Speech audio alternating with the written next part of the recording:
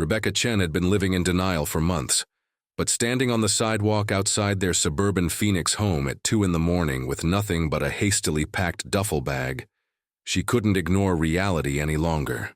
The August desert. Heat was still oppressive even in the dead of night, and the sprinkler systems of neighboring houses created a symphony of white noise that did nothing to drown out the sound of her heartbreaking. "Don't come back until you figure out how to be a real wife," Marcus had screamed before slamming the door so hard the decorative glass panel shook. Those words echoed in her mind as she sat on the curb, her phone battery at 12%, trying to figure out where she could go at this ungodly hour. The fight had started over something trivial, Rebecca questioning why Marcus needed to take so many business trips when his construction company was supposedly struggling. But it had escalated quickly into something much uglier, with Marcus hurling accusations about her being controlling, suspicious, and impossible to live with. "You want to know where I've been? I've been working my ass off to pay for this house, while you sit around grading papers and questioning every move I make," he had yelled, his face red with rage. "Maybe if you supported me instead of constantly doubting me, we wouldn't have these problems." Rebecca had taught 5th grade at Desert Bloom Elementary for 8 years, and she knew she contributed plenty to their household expenses. But Marcus had a way of making her feel small, of twisting situations until she questioned her own perceptions. Tonight, however, something had felt different. His anger seemed performative, like he was looking for an excuse to explode. She finally called her friend Jennifer Walsh, who lived across town in Tempe. Jennifer answered on the 4th ring, her voice thick with sleep. "Rebecca, what's wrong? Marcus kicked me out. Can I stay with you tonight? I know it's late, I'm sorry. Don't apologize. Come over right now. I'll put coffee on." Jennifer's apartment was a cozy 1-bedroom filled with succulents and vintage furniture she'd collected from estate sales. She made Rebecca chamomile tea and listened without judgment as the whole story poured out. The increasing frequency of Marcus's business trips, his defensive reactions to innocent questions, the way he'd been distant and irritable for weeks. "Honey, this isn't normal," Jennifer said gently. "You have every right to know where your husband goes and what he's doing. That's not controlling, that's marriage." "But what if he's right? What if I am being paranoid and suspicious?" "Rebecca, listen to me. You're one of the most trusting, supportive people I know. If you're feeling suspicious, there's probably a good reason." Rebecca spent the night on Jennifer's couch, staring at the ceiling and replaying the last few months of her marriage. Marcus had started traveling more frequently in March, always for potential contracts in Flagstaff, Tucson, or Las Vegas. He'd return home exhausted and irritable, claiming the leads hadn't panned out. But somehow their financial situation never seemed to improve despite these supposed efforts to drum up business.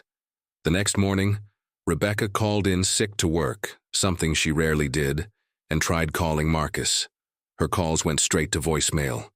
She drove by their house around noon and saw his truck in the driveway, but when she knocked, no one answered.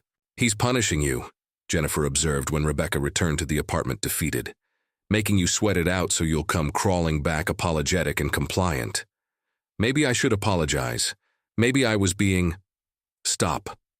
Jennifer's voice was firm. "Don't you dare take responsibility for his tantrum. You asked reasonable questions and he responded by throwing you out of your own home. That's not normal, Rebecca." On the second day, Rebecca's sister Amy called from their hometown of Bakersfield, California. Somehow word had gotten back to their mother that Rebecca and Marcus were having problems. "Mom's worried sick," Amy said. "She wants to know if you need to come home for a while." "It's not that serious," Rebecca insisted, though even as she said it, she wondered if that was true. "We just had a fight, married couples fight." "Do married couples throw each other out of the house?" "'Cause that's what Mom heard." Rebecca didn't have a good answer for that. By the 3rd day, Rebecca was starting to feel desperate. She'd tried calling Marcus multiple times, had even left a voicemail saying she was sorry for questioning him and asking if they could talk. But her phone remained silent.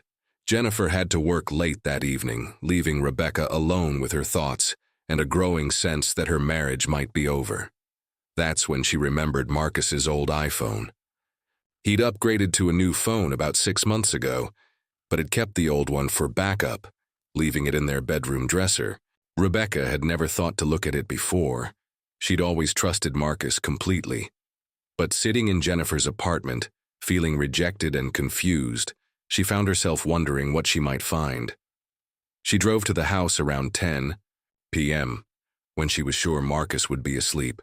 She still had her key, and she let herself in quietly, her heart pounding as she tiptoed up the stairs. Marcus was snoring softly in their bed, and Rebecca felt a pang of longing for the normalcy they'd once shared.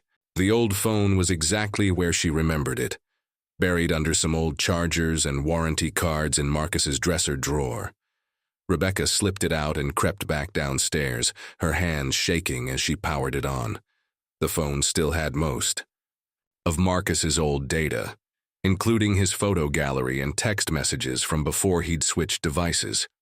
Rebecca started with the photos, scrolling through familiar images, their wedding 3 years ago, vacations they'd taken, pictures of their house when they'd first bought it, but then she found something that made her blood run cold. Mixed in with innocent family photos were dozens of pictures she'd never seen before, screenshots of banking information, photos of official-looking documents, and most disturbing of all, pictures of a woman Rebecca didn't recognize. The woman appeared to be in her 50s, with silver hair and kind eyes, and she was clearly unaware the photos were being taken.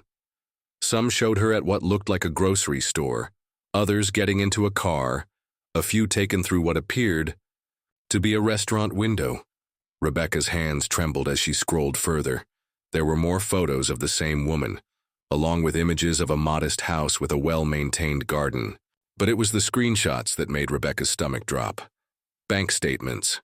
Not their bank statements. Accounts Rebecca had never seen before with substantial balances. Deposit records showing regular transfers of thousands of dollars. And insurance documents bearing the name Eleanor Martinez. Rebecca's mind raced as she tried to make sense of what she was seeing. Who was Eleanor Martinez? Why did Marcus have photos of her? And why were there bank statements in her name on his phone? She opened the text message app, her heart hammering, so hard she could hear it in her ears. Most of the recent conversations were with Rebecca herself, work contacts, and his brother David. But buried in the older messages was a thread that made her world tilt on its axis. The conversation was with someone named Tom K., and dated back about 8 months. Rebecca read with growing horror as the messages revealed a scheme so elaborate and cruel that she could barely process it. Target confirmed, Marcus had written. Elderly, isolated, substantial savings. Widowed 2 years ago, no close family nearby. Tom's response, perfect. Same playbook as before? Yeah, contractor angle works best. These old ladies always have something that needs fixing. As Rebecca scrolled through months of messages, the full scope of Marcus's deception became clear. He and Tom were running a scam targeting elderly widows, with Marcus posing as a contractor who would identify expensive but unnecessary repairs, then disappear with large down payments. Eleanor Martinez was just their latest victim. But the messages revealed something even worse. Marcus wasn't just stealing from these women. He was systematically isolating them first, gaining their trust over weeks or months, becoming a fixture in their lives before exploiting their loneliness and vulnerability. The Martinez woman is getting attached, Marcus had texted. Keeps calling me her guardian angel, almost feel bad about this one. Don't go soft on me now, Tom had replied. Remember what happened with the Henderson lady when you got too involved? Rebecca scrolled frantically, looking for more information about this Henderson woman. What she found made her physically ill. Photos of newspaper clippings, headlines, about Dorothy Henderson, age 73, found dead in her home after an apparent fall down the stairs. The articles mentioned that Mrs. Henderson had recently hired a contractor for home repairs, and that police were investigating the possibility that the fall occurred during an argument over shoddy workmanship. Problem solved, Marcus had texted Tom after forwarding the news articles. Henderson won't be pressing charges. Rebecca ran to Jennifer's bathroom and vomited until her stomach was empty. When she finally stopped shaking enough to think clearly, she realized the horrifying truth. Her husband wasn't just a thief. He was a predator who targeted vulnerable elderly women, and at least one of his victims was dead. The business trips, his defensive behavior, the unexplained absences, it all made sickening sense now. Marcus hadn't been traveling for legitimate work. He'd been hunting for victims, cultivating relationships with lonely widows, then exploiting their trust in the most despicable way possible.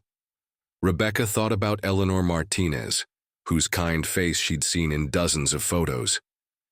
According to the text messages, Marcus had been working on Eleanor for 3 months, slowly gaining her confidence, probably making her feel safe and cared for before he planned to destroy her financially. And Dorothy Henderson.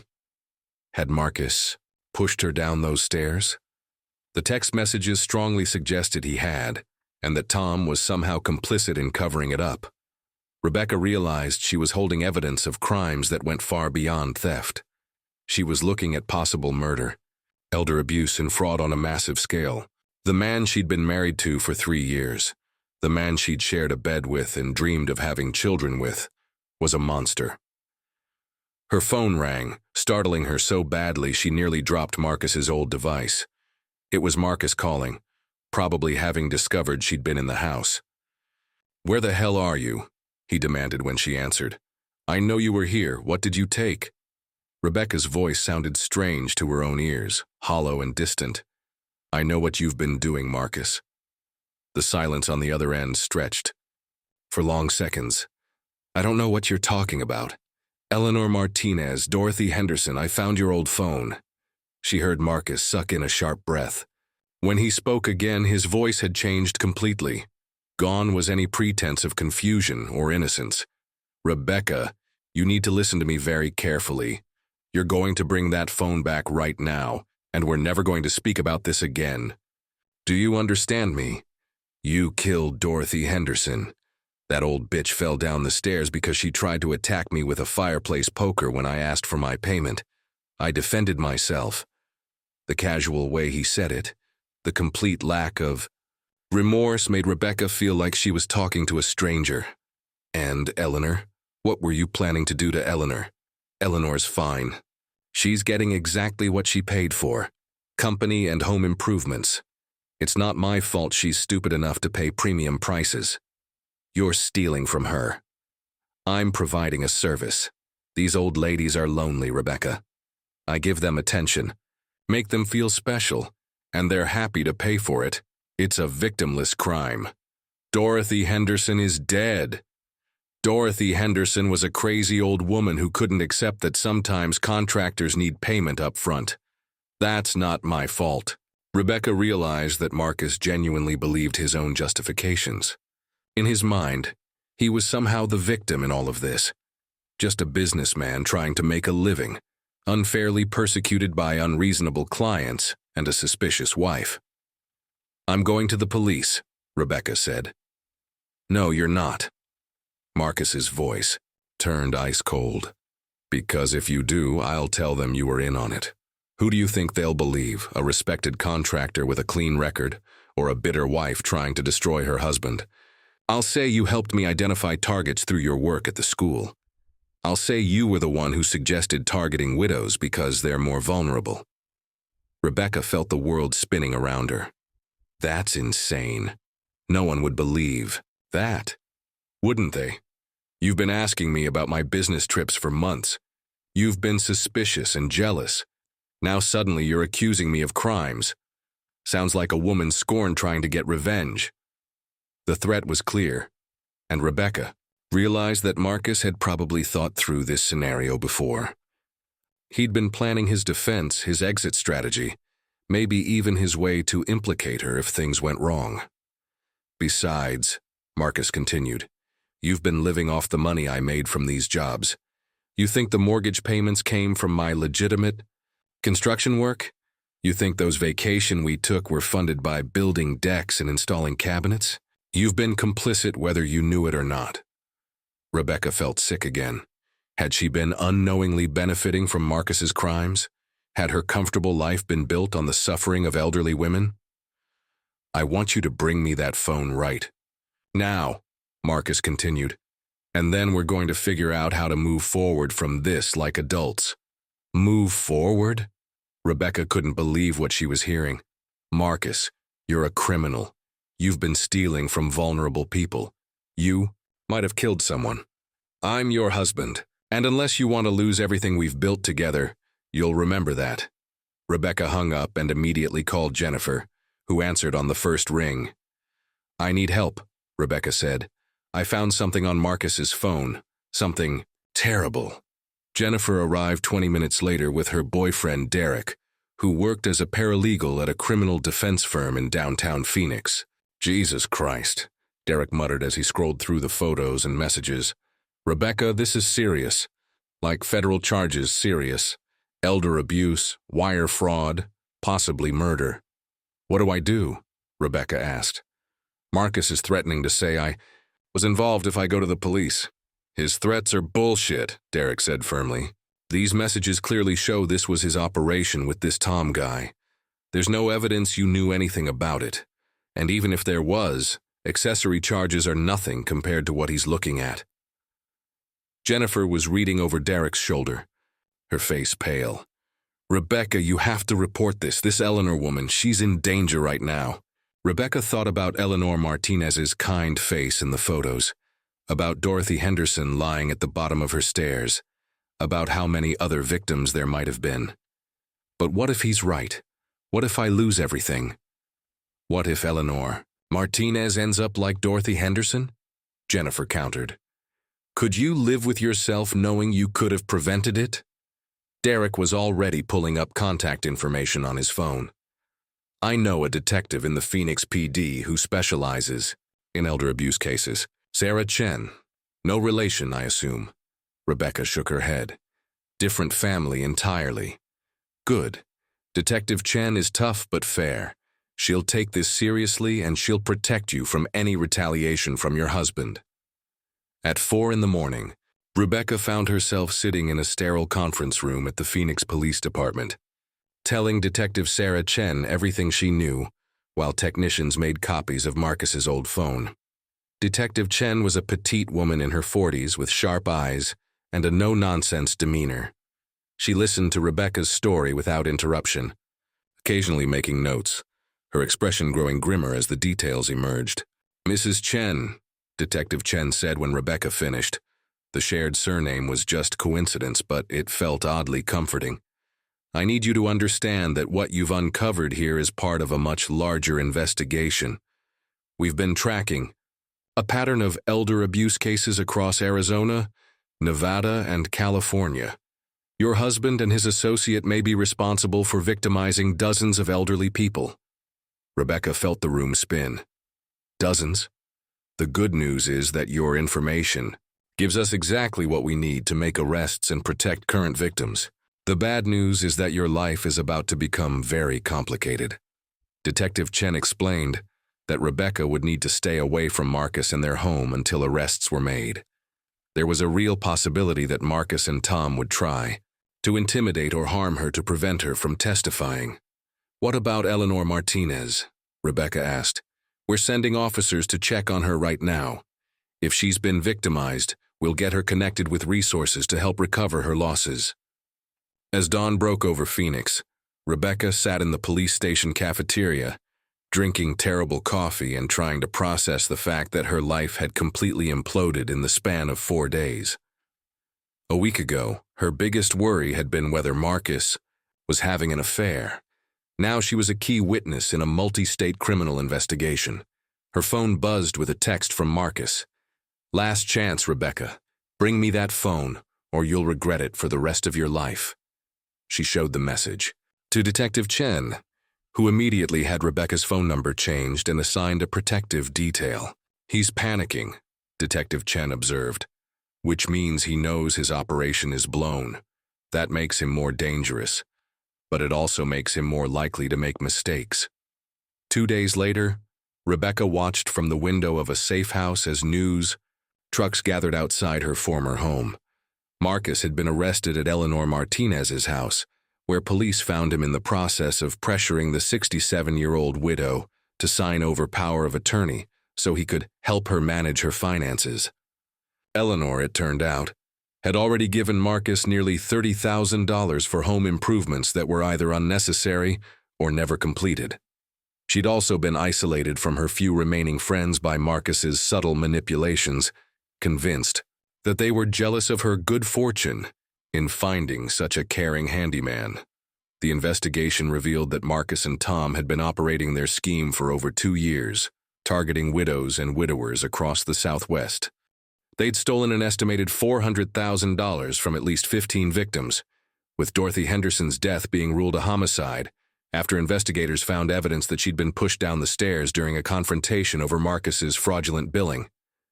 Tom was arrested in Las Vegas, where he'd been cultivating 3 potential victims simultaneously. Police found detailed files on dozens of elderly people, complete with financial information, family situations, and psychological profiles designed to identify the most vulnerable targets.